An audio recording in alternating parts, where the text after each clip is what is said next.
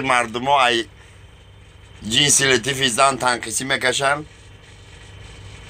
دو تا غریب بچه تشتگیان خیلی سخنرانی میکنن میگه تو چی باید خیلی زیقی نسترینیود نیست ای.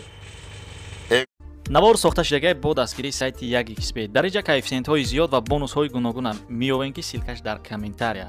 ҳамчунин агар бо промокоди ёвонӣ шумо регистратсия кунед барои пардохти аввалинтон 6500 рубл бонус медиҳанд.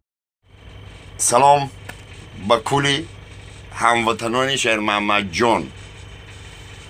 хай ҳоли сол замон чӣ хел шуда бисёртарги мардумо ай ҷинси латифи зан танқисӣ мекашанд.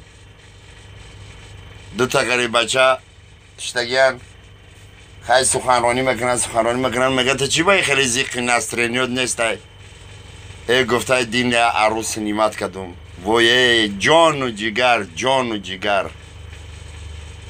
همه خگب میگه خب میسته و با چی گفت شد عروس نیمت کدی خیلی برفتیم گستینس نومرد همه خشیشتیم همه خزد و مست شدیم یکون کار انجام نداد. چی با انجام نداد؟ وقتی که من زدم براتن مست شدم من نسامم دل فکر کردم که من لایق وای نداشتم.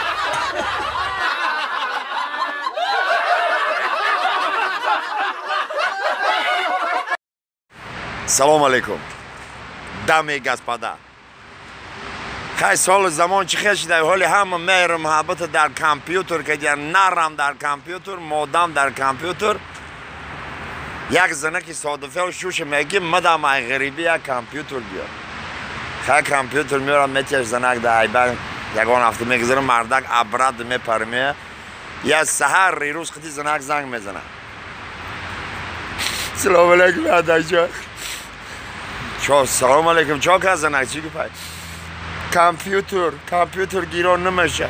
گفته زنک ای طرف دست راست کنابکای بجوق جی خیدم گیران نمیشه. گفته همون ویلکش رزید کد ساز بسخ حالی بگه گفته مردک جان فناری که بیا اون سویتو نیسته.